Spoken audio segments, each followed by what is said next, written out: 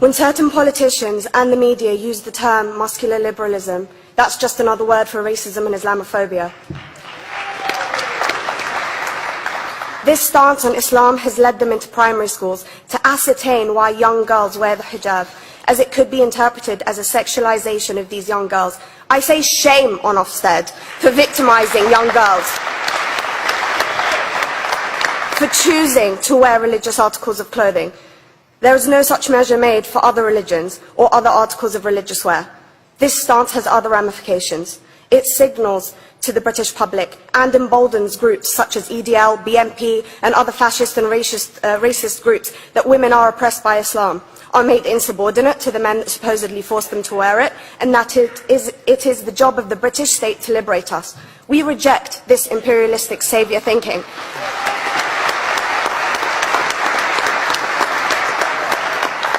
And I am here to state for all people who choose to practice their beliefs openly that we are not oppressed by our faith. Islam is not one homogeneous block. There are Muslim women who do not wear the hijab, and that is their interpretation of their faith. The Quran beautifully states, "La ikraha fid din," which translates to, "There is no compulsion in religion." My faith has given me the right to choose 1,400 years before the Universal Declaration of Human Rights told me I could. A fun fact for you, conference. My dad didn't want me to wear the hijab. I chose to. Those of faith, thank you. Those of faith should have the right to choose to wear their articles of faith. Sikhs wearing the turban, Jews wearing the kippah, or Christians wearing the crucifix. Practicing my right to freedom of expression through the hijab empowers me and other women like me to know that we are able to make decisions for ourselves. Through the hijab, women like me feel empowered to overcome the social expectations of sexualization that is relevant and has currently resulted in many cases of anxiety and worse. I can speak for myself and others like me. At school, I was able to focus more on the thoughts that were running through my mind than how good I looked to the world. The NUT has supported a woman's right to choose when it comes to pregnancy. I want conference to support my right to wear the hijab.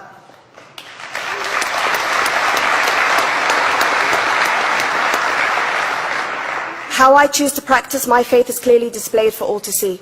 This makes me the target of hate crime. The level of racist attacks on Muslim women is disproportionate to any other oppressed group in British society because we are an easy target. This decision by Ofsted has ramifications beyond the school gates and must be seen in the context of increased attacks on the Muslim community and perpetuates the outdated notion that Muslim women are victims. I was on a trip last year to Hampton Court with my Year 7s, where a man felt comfortable to call me a terrorist. As a Muslim woman, I'm not a victim, so I challenged him. He denied it. I'm sure you've heard of the Punish a Muslim Day.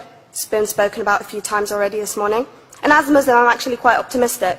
They're trying to limit it to one day. That's 364 less than normal.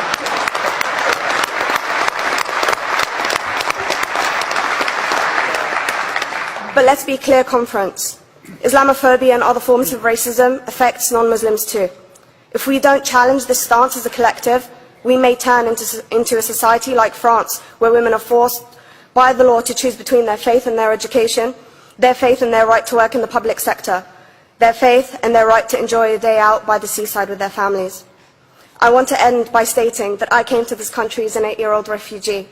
We are Palestinians, forced out of our land in 1948. We lived in third world conditions, similar to those in Calais for 60 years. Here, I received the support I needed to study law at university and become a secondary school citizenship and PSHE teacher and a school rep. An injury to one is an injury to all, and I want to thank the Union for its stance on all oppressed groups, in particular mine, Palestine. Thank you, Thank you, Latifa.